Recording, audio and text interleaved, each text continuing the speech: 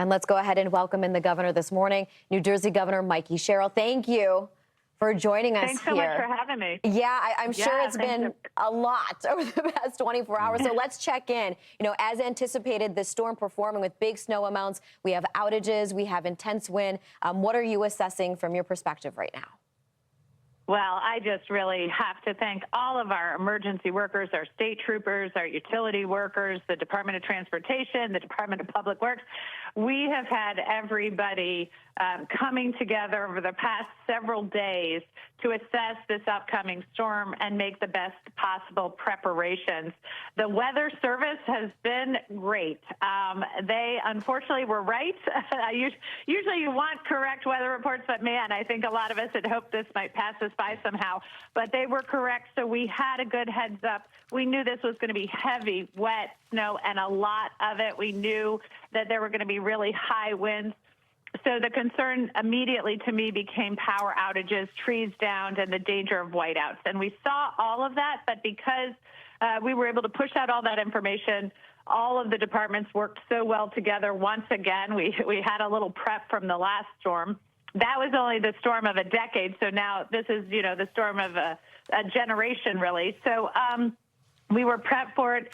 That's why we had over 5,000 public workers already pre-positioned here to really help with utilities. And it's why we were able to make such strong decisions on travel bans to keep people safe. And we did, in fact, and are, in fact, seeing whiteout conditions on many of our roads, especially south of Driscoll Bridge around that Perth-Amboy area. As you mentioned, Freehold had the unfortunate distinction of being the first town to reach 2 feet.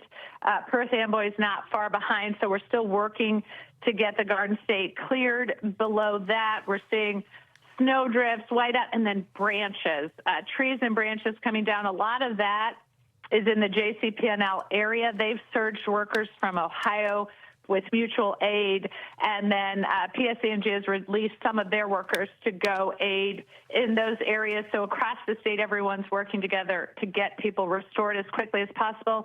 They've already restored over 130,000 people to power, back into power, which is, those are pretty amazing numbers given the you know, over a foot of snow everywhere across the state, but they're continuing to work hard for everyone who hasn't been restored yet. It's remarkable to hear those numbers of restoration, Governor, because we still in Jersey now have 135,000 that are without power. And this has been a statewide thing. You said it yesterday during one of the press briefings.